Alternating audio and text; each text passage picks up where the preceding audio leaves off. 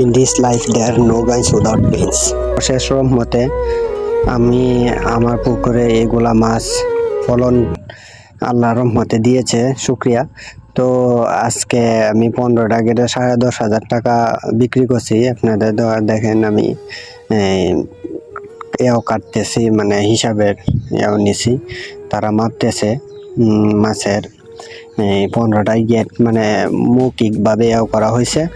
তো আপনাদের দোয়া ভালোবাসায় আমার মাছটা আমি 15টা আনতে পেরেছি।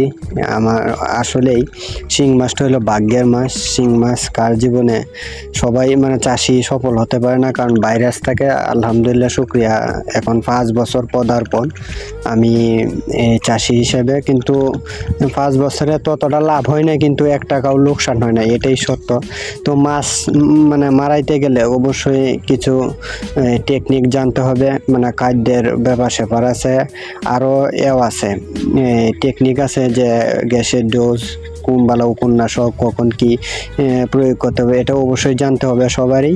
তো জানার আগে আরেকটি কথা আমি বলে যাই ভাই, মানে শিং মাছটা হলো কপালে মাছ, মানে সবার ভাগ্যে সমান জোটে না। শিং মাছটা কার ভাগ্যে কখন লাগিয়ে যায় কেউ বলতে পারে না। তবে হ্যাঁ, 5 বছর যাবৎ আমি চেষ্টা করে যাইতেছি ইনশাল্লাহ। তবে আল্লাহর রহমতে এখন কনফিডেন্স আছে, শিং মাছ মারাইতে পারবো ইনশাল্লাহ। এতটুকু কনফিডেন্স আল্লাহ তাআলা আমার মানে বেসিকে দিছে, এতটুকু আল্লাহ তাআলা রহমতে, অশেষ রহমতে আমি একটু বুঝতে পারছি।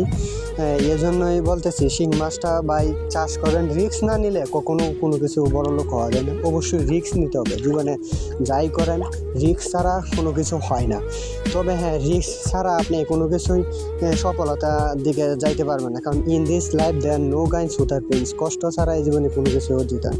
তো কষ্ট করতে হবে, কষ্ট ছাড়া সফলতা অর্জন করা যায় না। কষ্টের প্রতিদানে হলো সফলতা। সফলতা এমনি আসে না, সফলতা রিস্ক নিতে হয়। সফলতা আসতে গেলে কিছু টেকনিক কাটাইতে হবে। টেকনিক আল্লাহ তাআলা অশেষ রহমত দিয়েছে সবারই, সবাই মানে জ্ঞান সব সমান, জ্ঞানটা কাজে লাগাইতে হবে, এটাই বাস্তব। তো আলহামদুলিল্লাহ, দেখেন মাছটা 15টা গেটে আমি আনতে পারছি। আপনারা অবশ্যই চেষ্টা করবেন। আমি প্রতি বছরই 14টা আনছি, 12টা তো আনছি। চেষ্টা আছে না আরও মাছ বেশি মারাবো। তবে আজকে 2 গাড়ি দিলাম আলহামদুলিল্লাহ। তো মাছের কালারটা আলহামদুলিল্লাহ অশেষ মতে ভালো। আমি আস্থা কাবার খাওয়াইছি, আস্থা কাবার ফলন অবশ্যই বিশ্বাসের উপর, আস্থার উপরেই খাওয়াইছি আলহামদুলিল্লাহ। দেখি কালকে কি 1 গাড়ি হয়, 1 গাড়ি হলে ইনশাল্লাহ আমার স্বপ্ন পূরণে গ্যাপটা পূরণ হবে। 2 গাড়ি গেছে, আমার খরচা হয়ে গেছে যে টাকা, এই টাকার পরিমাণে আমার ইয়া হয়ে গেছে। তো আলহামদুলিল্লাহ, শুক্রিয়া।